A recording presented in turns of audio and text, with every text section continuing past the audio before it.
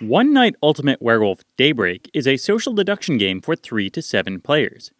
It can be played both on its own or in conjunction with components found in the original One Night Ultimate Werewolf.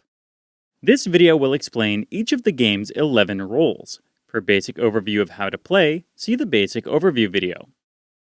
As with the original One Night Ultimate Werewolf game, players can make the night phase easier by getting the free One Night Ultimate Werewolf smartphone application. One Night Ultimate Werewolf Daybreak includes 3 werewolf roles: the Alpha Wolf, the Mystic Wolf, and the Dream Wolf. The Dream Wolf doesn't wake up with the other werewolves. Instead, the Dream Wolf holds out his thumb during this phase so that any other werewolf will know who he is, but he will not know who the other werewolves are. The Alpha Wolf requires extra setup. In addition to the 3 unclaimed roles in the center, add an extra werewolf card perpendicular to them. After the werewolf phase, the Alpha Wolf wakes a second time. Then he switches the unclaimed werewolf card with another player's card. When the Mystic Wolf wakes, she looks at one other player's card. When the Sentinel wakes, he places a shield token on another player's card. This token prevents any player from moving or looking at the card under it.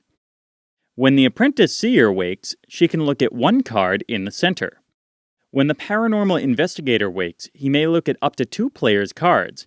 If he views a Werewolf or Tanner card, he cannot view any more cards, and he becomes a Werewolf or Tanner. The Witch may look at one card in the center. If she does, she then swaps that card with another player's card. When the Village Idiot wakes, he may move all players' cards one space to the left or right. The Village Idiot cannot move his own card or any card with a shield token on it.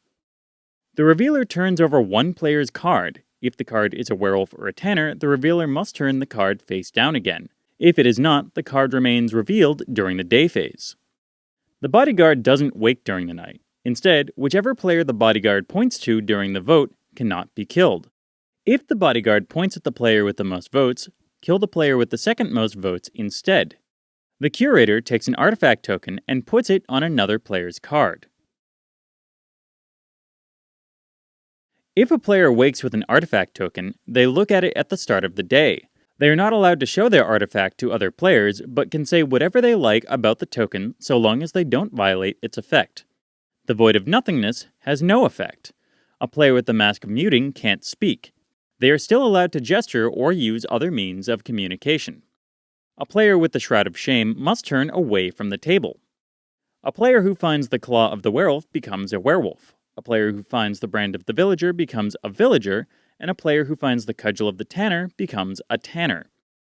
If the artifact changes the player's role, it completely overrides the player's card. They no longer have any abilities or affiliations associated with their card. This completes our explanation of all the roles in One Night Ultimate Werewolf Daybreak. For an overview of the game's basics, see our basic overview video.